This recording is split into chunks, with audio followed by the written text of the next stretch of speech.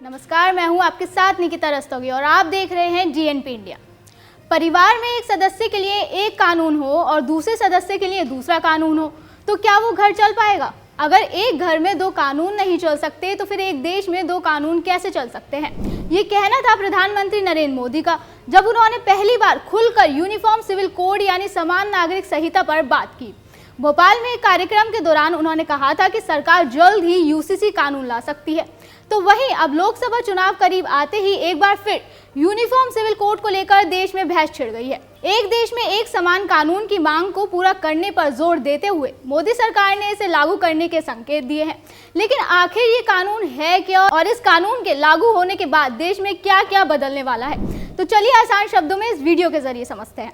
Uniform civil code से देश में सभी धर्मों समुदायों के लिए एक समान एक बराबर कानून बनाने की वकालत की गई है। आसान भाषा में बताया जाए तो इस कानून का मतलब है कि देश में सभी धर्मों समुदायों के लिए कानून एक समान होगा, जिसका मतलब है कि मजहब और धर्म के आधार पर मौजूदा अलग अलग कानून एक तरह से निष्प्रभावी हो जाएंगे। आपको बता दें, यूनिफॉर्म सिविल कोड संविधान के अनुच्छेद 44 के तहत आता है, जिसमें कहा गया है कि राज्य पूरे भारत में नागरिकों के लिए एक समान नागरिक संहिता सुनिश्चित करने का प्रयास करेंगे और इसी अनुच्छेद के तहत कानून को देश में लागू करने की मांग की जा रही है। पहले बात करते हैं कि यूनिफॉर्म सिविल कोड यानी यूसीसी के अंतर्गत कौन कौन से वो नियम आते हैं। इस कानून के अंतर्गत विवाह, तलाक, गोद लेने और संपत्ति में सभी के लिए एक नियम होता है। परिवार के सदस्यों के आपसी संबंध और अधिकारों में समानता होती है। जाति, धर्म या परंपरा के आधार पर नियमों में कोई रियायत नहीं होती और किसी भी धर्म विशेष के लिए अलग से कोई नियम नहीं होता है। अब बात करते हैं उन बदलाव के बारे में जो यूसीसी लागू होने के बाद देश में होने वाले हैं। जैसे कि आपको अभी बताया कि यूसीसी के तहत शादी, तलाक, संपत्ति, गोद लेने जैसे मामले आते हैं, जिसके लागू होने के बाद हर धर्म में इसके लिए समान कानून होने वाला है। उदाहरण के लिए बता दें, जैसे मुस्लिम विवाह अधिनियम के प्रावधानों के मुताबिक मुस्लिम महिला को अपने पहले पति से तलाक लेना होगा, तब कहीं जाकर वह मौजूदा प्रेमी के साथ दूसरी शादी कर सकती है। लेकिन पुरुषों पर यह व्यवस्था लागू नहीं होती, यानी मुस्लिम पुरुष अपनी पहली पत्नी से तलाक लिए बिना ही दूसरी शादी कर सकते हैं।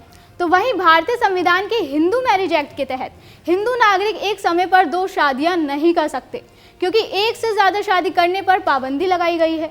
शादी के समय व्यक्ति का पहले से कोई जीवित हस्बैंड या वाइफ नहीं होना चाहिए और अगर मैरिड व्यक्ति ने दूसरी शादी कर भी ली तो वह शादी अमान्य होगी और ये एक्ट भारत में रहने वाले हिंदू, बौद्ध, सिख और जैन नागरिकों पर लागू होता है। इसी तरह अलग अलग धर्मों में तलाक, संपत्ति और गोद लेने के अधिकार भी अलग अलग होते हैं, जिसके बाद आप बिना तलाक के एक से ज़्यादा शादी नहीं कर पाएंगे। संपत्ति बंटवारे की बात करें तो जायदाद का बंटवारा शरीयत के मुताबिक नहीं कर पाएंगे।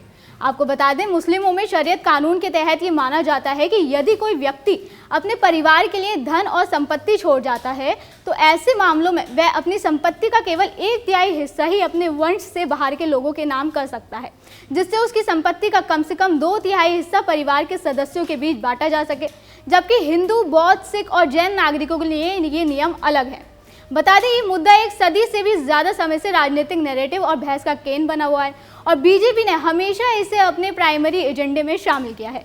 बीजेपी 2014 में सरकार बनने से ही यूसीसी को संसद में कानून बनाने पर जोर दे रही है। बीजेपी सत्ता में आने पर यूसीसी को लागू करने का वादा करने वाली पहली पार्टी थी, जिसके बाद वे अपना वादा पूरा करते हुए भी दिखाई दे रही है। आज की वीडियो में बस इतना ही। अगली बार आपसे फिर मुलाकात होगी एक नए विषय के साथ। तब तक के लिए जुड़े रहिए हमारे साथ, देखते रहिए डीएनपी इंडिया।